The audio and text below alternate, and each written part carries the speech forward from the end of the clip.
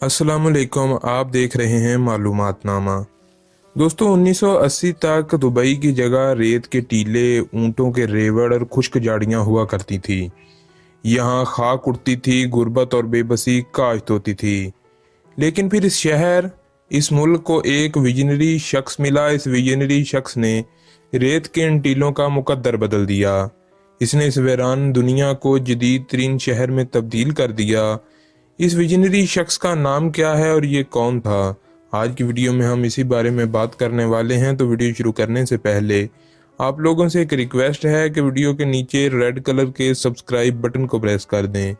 उसके साथ एक बेल आइकन होगा, उसको प्रेस कर दें। इससे ये होगा कि हमारी आने वाली तमाम न्यू वीडियो जो इन्फॉर्मेशन से रिलेटेड होंगी वो आपको नोटिफिकेशन के ज़रिए मिल जाया करेंगी।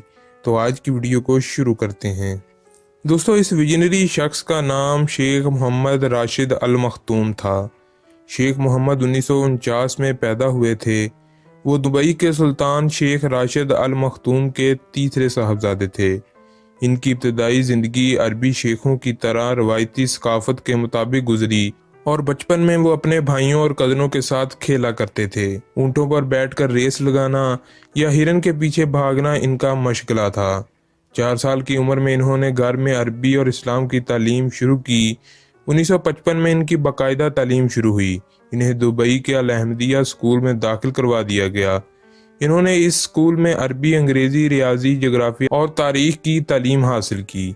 10 साल की उम्र में वो अल शहाब स्कूल में दाखिल हो गए और 2 साल तक इस स्कूल में पढ़ते रहे। इसके बाद इन्हें दुबई के सेकेंडरी स्कूल में दाखिल करवा दिया गया।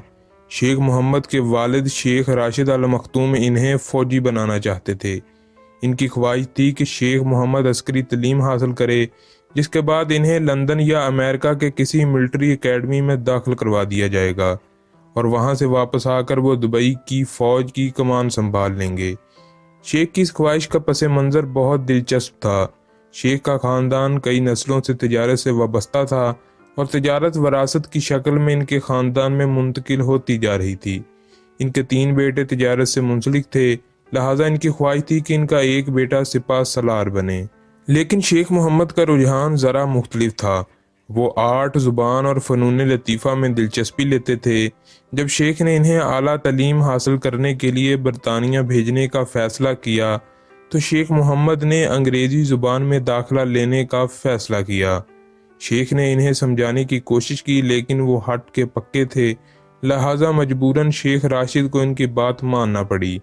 यूँ शेख मोहम्मद अपने कज़न शेख मोहम्मद बिन खलीफा अल मखतूम के साथ बरतानिया चले गए। वहाँ इन्होंने कैम्ब्रिज यूनिवर्सिटी के बिल कॉलेज में अंग्रेज़ी ज़ुबान में दाखिला ले लिया। जिस दिन इन्होंने कैम्ब्रिज में कदम रखा, इसी दिन इनके साथ एक दिलचस्प वाक़या पेश आया। ये वाक़या आगे चलकर दुबई जैसे जदीद और ख़ूबसूरत शहर की बुनियाद बना। ये शेख मोहम्मद का क्लास में पहला दिन था और सब तालिबे इल्म एक दूसरे को अपना तारुफ करवा रहे थे। जब शेख मोहम्मद ने अपना तारुफ करवाया तो एक जनूबी अमेरिका के किसी तालिबे इल्म ने इन्हें पूछा, आप अंग्रेज़ी सीख कर क्या करेंगे? वहीं एक चीनी तालिबे इल्म ने इनकी बात का मजाक उड़ाते हुए कहा कि ये ऊँटों को अंग्रेज़ी सिखाएंगे। क्लास में मौजूद तमाम तलबा हंसने लगे और इन्हीं हंसी ने शेख को सोचने पर मजबूर कर दिया। शेख ने सोचा कि दुनिया अरबों को बद्दू से ज़्यादा हैसियत नहीं देती। इस वक्त इस क्लासरूम में बैठे बैठे इन्होंने फैसला किया वो दुबई को एक ऐसी रियासत बनाएंगे जिसकी मिसाल पूरी दुनिया में नहीं होगी।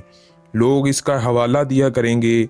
शेख मोहम्मद का ये अज़म आगे चलकर आज के दुबई की बुनियाद बना।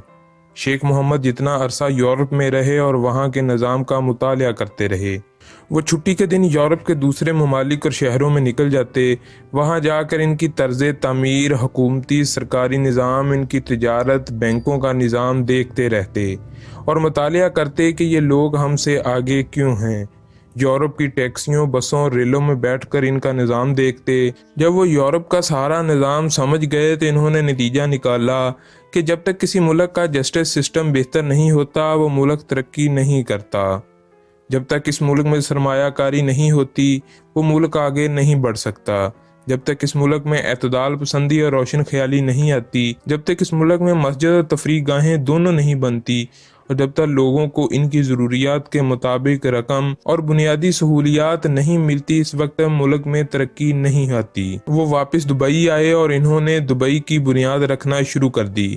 اس وقت متحدہ عرب امارات سے تیل نکل چکا تھا اور شیخ زاہد بن سلطان ایک انقلابی جذبے کے ساتھ متحدہ عرب امارات کا ترقی اور استحکام کا کام شروع کر چکے تھے۔ شیخ محمد نے آگے بڑھ کر زیادہ تر کام اپنے ہاتھ میں لے لیا۔ انہوں نے اسلامی معاشرے کو اعتدال کی راہ پر ڈال دیا۔ انہوں نے شرابیوں کے لیے بہترین شراب خانے، جواریوں کے لیے جدید جوا خانے اور نمازیوں کے لیے بہترین مسجدیں بنوائیں۔ انہوں نے دنیا کے سرمایہ کاروں کو دعوت دی اور ان کے لیے دبئی کی سرزمین کھول دی۔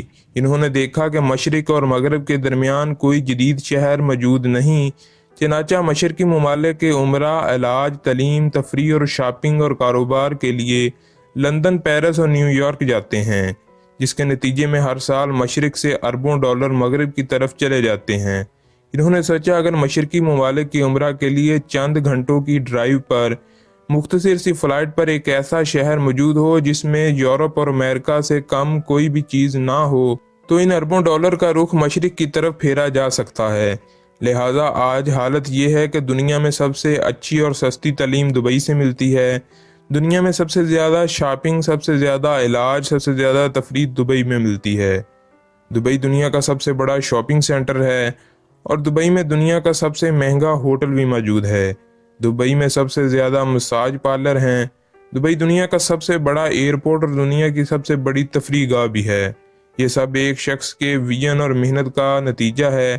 اس شخص کا نام شیخ محمد بن راشد ال مختوم ہے۔ دبئی پہنچ کر انسان کو محسوس ہوتا ہے کہ اگر اس کے پاس ویژن، محنت اور حوصلہ ہو تو وہ ریت کے ٹیلوں کو بھی سونا بنا سکتا ہے۔ شیخ محمد راشد ال مختوم کا ایک مشہور قول ہے جو کہ سچ کی عکاسی کرتا ہے۔ وہ کہتے ہیں کہ ترقی کے لیے انصاف اتنا ہی ضروری ہے جتنا جاندار کے لیے آکسیجن۔ بالکل اسی طرح ہے، جس معاشرے میں انصاف ہوگا وہی معاشرہ آگے جا کے ترقی کرے گا۔ دوستو آج کی ویڈیو آپ کے لیے ضرور انفارمیٹیو ہوگی۔ اگر ویڈیو پسند آئے تو چینل کو سبسکرائب کریں، ویڈیو کو لائک کریں، شیئر کریں اور کمنٹ کریں۔ ہم اس طرح کی اور بھی ویڈیوز آپ کے لیے لاتے رہیں گے۔ تب تک کے لیے اللہ حافظ۔